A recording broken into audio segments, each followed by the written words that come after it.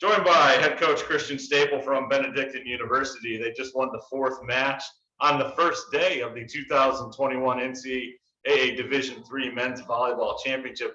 Coach, as always in my format, comments from you to start this press conference about today's match. Yeah, absolutely. I think that when we first saw the bracket and where we were listed and on the day, and we're like, oh, we got the last match. This is playing around, game time for us normally, and we kind of thought it'd be a good thing. But I'll tell you, waiting around the hotel today was awful. So it wasn't very fun. But we felt good about where we come in with our scout and with our prep. And I think that once we finally got here and we were able to get on the court and touch the volleyball, I think it was ready to go. For us in this match, we knew it was going to be a battle. We knew the service pressure that Endicott was going to bring for us. And overall, I'm just really proud of the way my guys responded. I think that we've been talking about all year just grinding out wins, and it doesn't have to be pretty. And especially right now, at the end of the season, you just got to find a way. I think they continue to find ways, and that's why we're able to move on. So hopefully, I think we need to play a little bit better volleyball overall. But there are some definitely things to be proud of from this evening tonight. So. Yeah, high octane match here. Obviously, the scores came up close in each one. I don't know if you expected a straight sets win, but talk about that. What do you think that's going to do to buoy you guys as you try to move on here throughout the tournament and into the weekend? Yeah, I think that definitely helps. It's a war of attrition. You have back to back to back. For us to get to the end, we have to play 4 days in a row, and that's a lot of volleyball. So when you have opportunities to save your legs and get off the court and get home and get back to the hotel, that's huge. Never would have expected to come in here and get a sweep, though. That's overly optimistic, but I think that for us, I think these guys, anytime we step on the court, we have the capability to get a sweep. I think that we offensively won the first two, and it was not pretty on our side specifically. And then towards the end, we were able to pick it up. So once we knew that if we can just play better volleyball in that third set, we're going to be in a really good spot. Because 136 is set one. Nothing to write 138. Sorry, nothing to write home about. 143. Nothing to write home about.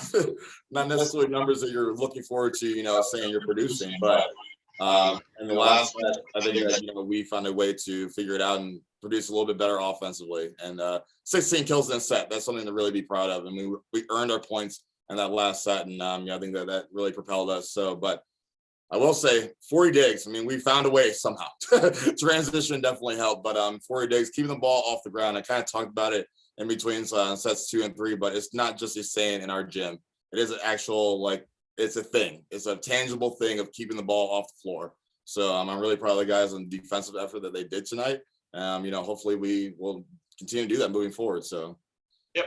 Tim, it sounded like your audio was catching on the coach's mic there, so I went and muted you. But go ahead and ask your questions of Coach right there in the room, and we'll pick you up on native audio. Well, Coach, how were you guys able to overcome their block? That seemed to be the biggest thing that was taking you off your rhythm, especially in that second set. Yeah, no, I think that, obviously they made some blocking adjustments that kind of gave us a little bit of struggles. And I think that, we knew that they're a big team. They're not small by any means, and that they're going to have good setups. And we expected them to scout us just like the way we scouted them. And I think they came in with a good plan, knowing what we wanted to do. It took us a little bit while to get Grigo going offensively. And shutting him down early on, it makes it, a little bit more difficult for our team to find the footing. But other guys had to find ways. And I think we found a way. And that's, again, we just continue to find ways. And that's what we want to continue to do. So. Tim, if you got one more, go ahead. Otherwise, I can move on. I'm good. Go ahead. Okay, I got Rob Wingard in here with me, as well as Glenn DeHaven. They've been doing the streams and talking some really good things about all 8 teams here today, and they've got a couple questions for you. Christian, you talked about grind out wins. You talked about the 40 days and how much that meant to your program. Tommy Samaras, you talked about Penn with you between sets. What kind of energy does he bring to this team when he is keeping alive some of these big middle swings, some of these bigs, chasing down balls? It really seems like you guys feed off what he does on the floor for you. Yeah, absolutely. He's really the catalyst for the energy. And I think that, just thinking back to our last match against Dominican, we talked about just letting the energy come through. And I think that we wanted to really flourish in the energy. And Tommy, if he's playing well, everyone just feeds off of him. He's a goofy guy and he loves to have fun, but I think that in a good way, he wants to win all the time. So if he has the energy and he's confident in his skills and what he's doing, that really helps us. So I think that was a big portion of it. And just we looking at each other throughout the match, and it was just, we're good. We're okay. We're good right now. And he just kept reassuring me that we're good. and the energy was there. And when he's feeling himself, it definitely helps us all feel a lot better. So. Coach, you had a pretty dynamic offense tonight. Chase Olson, 8 kills, hit 429. It seemed like every one of those kills was big, came at a big time, and they were big swings. When he gets hot, what does that do for your offense? Yeah, no, it's huge for us. I mean, obviously we know going into matches, people are going to key on Chase, they're going to key on Jacob, and we just kind of know that we have to figure out ways and, times to find them offensively. So, early on in the match, it's not necessarily our plan to go to them in perfect pass, because we know everyone's going to be on them. We're going to have 4 hands in front of their face. So, our plan is really to find Chase when we can, and that allows him to be really efficient. So, obviously early on, we're trying to establish our pins, but then later on, we're like, okay, we can run Chase on. He's probably gonna be one-on-one, and it turned out to be that way. So, some really big kills. He got a little creative in between, sets 2 and 3, going back 1, maybe going slide. He's able to do a lot offensively for us, and that definitely helps us what we can do with him. So, huge game for him. Hitting 429. I mean, definitely, he's been doing it all season, so we expect nothing less of that. But, we try to find him the best way we possibly can. Thank you. Tomorrow you get to go late again, coming up against Lancaster Bible. Give us a little sneak peek, if you will, of your scout. What do you think it's gonna take to come up against the Chargers tomorrow? Yeah, I think that for us, it's going to be you really have to be better offensively. I think that's going to be something that we need to do. I think we served and passed pretty well today. I've been watching their film over the last couple of days. Preparing for both teams, at the same time, producing 2 scouts at once. So. I think that, they have, a really good opposite, and he's a lefty, and, so kind of mimicking what we're doing with Rigo right now. But they have the guys, they have the talent, they have the arms to really score inside out, and we have to be able to side out and score the same way that they are. I was really impressed with our serve and pass game today. I thought that we did a really good job of, against a really tough serving team. So if that continues and our offense can find its footing, then I think we'll be really good to go. Very good. Well, Coach, I want to thank you for joining us tonight, and congratulations on getting that first win here in Salem. Awesome. Thank you so much. Appreciate it, guys. Absolutely. Do me a quick favor there and go ahead and put it back on mute, and we'll let Jacob slide in. Okay, sounds good. Good. You coughed and we didn't get it because somebody listened. All right. All right. Jacob, I'm going to change the name real fast on here, but go ahead and unmute it and make sure we can hear you just fine. How's it going? Good. Doing all right. Pronounce your last name for me just to make sure we're all getting it right. In Polish, Grigor, and everybody else, Grigo. Grigo.